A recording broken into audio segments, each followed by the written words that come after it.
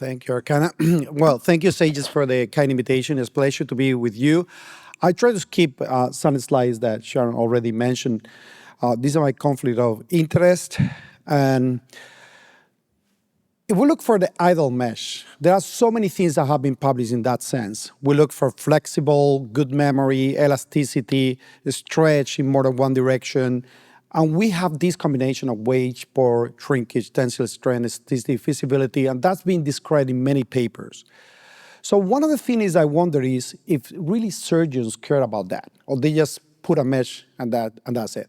So I was invited to the European Hernia Society by Wolfgang Reinpold in Hamburg in 2009, and 19, and he asked me what it was the big five of in the next year for hernia surgery. So one of the things that I did is I asked first to the board, so well-known expert, and the second importance they give to the new meshes. So it's important for expert.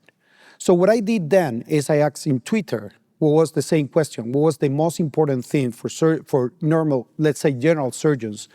And the most important thing for them is the new meshes coming to the market. So mesh is an issue, and it's something that really is important for surgeons who do hernia surgery. So we've seen this already. There is all type of meshes. The variety of meshes is incredible. You have combinations, you have different shapes, you have all these low and high weight, partial absorbable, hybrid, mesh that can be in contact with the barrier, to be in contact with the bowel. But at the end of the day, if we're talking about groin hernia, that's my topic today, there is like three components that mostly are used. PVDS, which is now popular in the US, is popular especially in Germany, where it's being developed. But basically, polyester and polypropylene is the gold standard in using a mesh. So if we compare polypropylene and polyester, the literature start at the beginning of 2010 saying that the problem of polyester is that produce more foreign body reaction and more shrinkage. And with that, the patient used to have more catching and pulling sensation using polyester. But at the end of the day, when you go with all the literature and there is a systematic review that you have to trust, this meta-analysis published in 2019, the answer to this question is the material does not affect recurrence or infection. And there is doubt about this pulling effect that polyester produces. So at the end of the day, there is no data to tell you that one material is better than the other. What is true is that polypropylene is the most common material. Low rate of recurrence, low rate of infection, and low rate of pain. But it's true that it produces some foreign body reaction, and it could be related more than for pain, it could be related to this feeling, this functional feeling that the patient can have in the groin.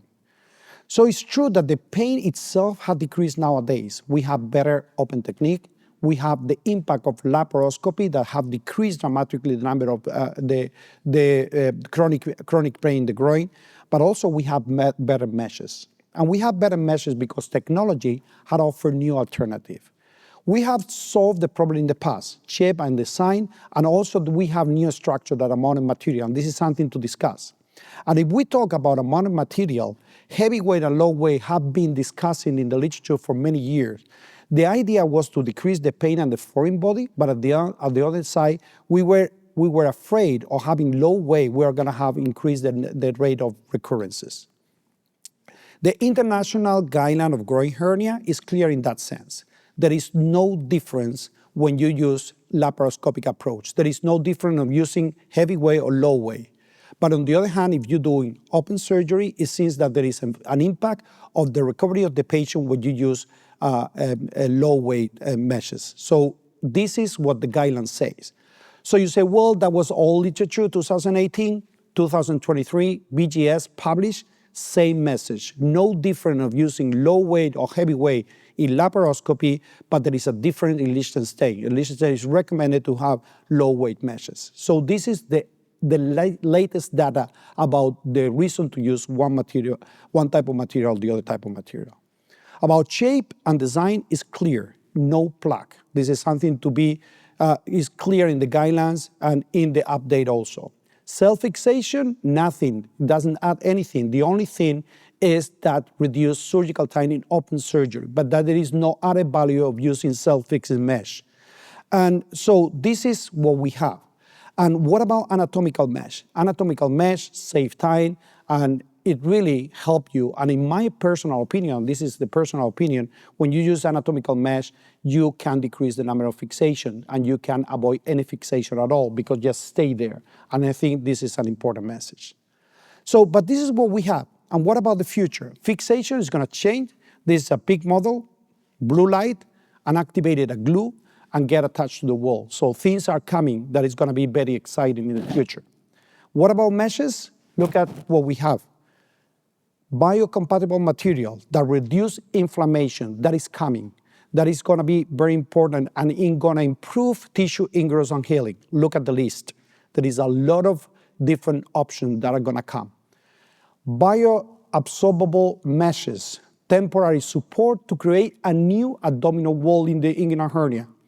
This is the list of material that are coming to the market in the future, and it will be very interesting. Composite mesh. Composite mesh doesn't mean to have a barrier to be in contact with the bowel. It means that combine a specific property of strength, flexibility, and biocompatibility. You have all this list of material coming. 3D printing and customization, patient-specific implant. Analyze the groin of the patient by CT scan, make a 3D reconstruction, and develop the perfect mesh for each patient. There is options in the market coming and being under research. A smart biomaterial release medication to respond to sinus infection or inflammation. You see what is coming. There is a long list of material that is going to come. Natural and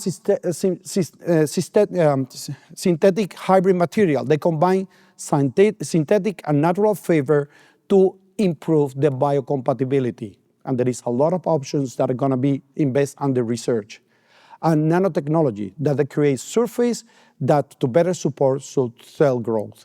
And again, there is a lot of possibilities in the future.